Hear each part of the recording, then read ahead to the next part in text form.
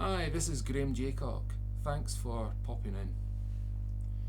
Now, this is addressed to John Cleese and anyone who takes an interest of ridiculing the Mosaic law of the Jewish faith, or indeed Christianity. Now, a while back, I responded to a Twitter post that John Cleese had sent out, that he couldn't understand the difference between the Old Covenant and the New Covenant. And I responded, and John Cleese responded back. So you can go and check it. Unfortunately, everyone that was on John Cleese's side bombarded me with questions and abuse, and I couldn't really get back because I was answering them, and I totally got out of hand. Anyway, I want to address the Ten Commandments, because one of his posts is about the Ten Commandments, and he says, you hear a lot, do not, do not, do not, and it's always in the negative. But I would just like to point out, with Christ, you could add another one of do not.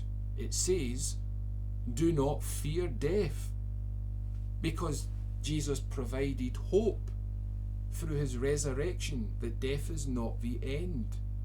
It's the end of your physical life, but you're more than just a physical life in the Judeo-Christian faith.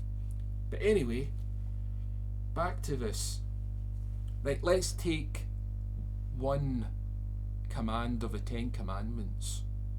Do not covet your neighbour. Now, everybody mocks this, and I'd like to take John Cleese as an example. Say John Cleese moved in with his wife or partner. Let's call her Norma.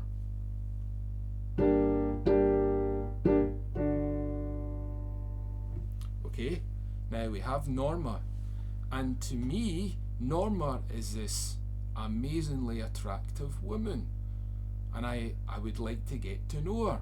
So I begin to fantasize about her. I have desires about her, but I see that she's in a relationship. Now, let's contrast the difference of opinions. Atheism, you're allowed to be unfaithful. You're allowed to break up relationships. It's a free-for-all. That's why they started swinging. That's why BDSM exists. So, but through God's law, do not covet.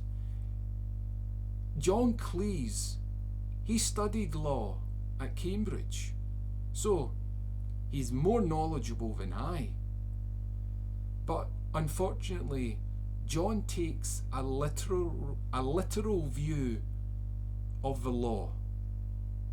And when you take a literal view of the law, no matter how much knowledge you have, you lose the deeper meaning behind it. Because when God asks you, do not covet Norma, John Cleese's wife, right? You're saying, hey, I respect that they are a couple. Now, they are in love, or they're leading up to love. I don't know their situation. But then I have to use love to say, I'm not going to break them up. It may crush me because I would like to get to know Norma, but if you're boasting that you know what love is kind, as Paul pointed out. So, there you have it. One example of the Ten Commandments justified if you just take a moment to look at what the law is asking you. Anyway, enjoy your day.